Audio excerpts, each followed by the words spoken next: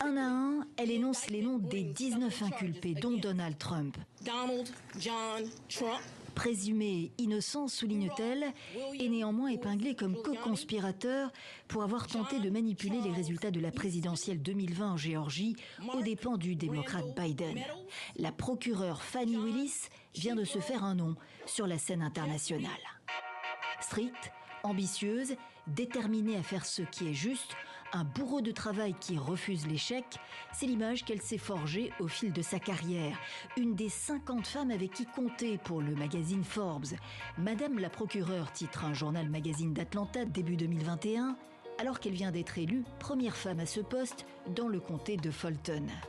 Le droit est une histoire de famille.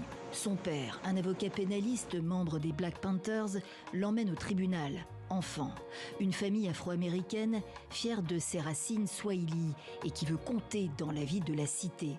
Études à l'université de Howard, alors surtout fréquentée par des Noirs à Washington, elle suit la voie paternelle, avocate pénaliste pendant une vingtaine d'années. Triche dans les écoles publiques, homicide, affaire de gang, un pitbull, elle ne lâche rien, commente un policier qui a souvent eu affaire à elle à Atlanta.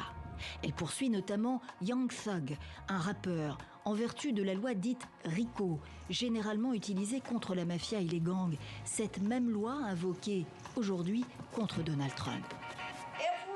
Chaque personne mise en examen est accusée d'avoir violé la loi de Géorgie sur les organisations influencées par le racket et la corruption en participant à une entreprise criminelle.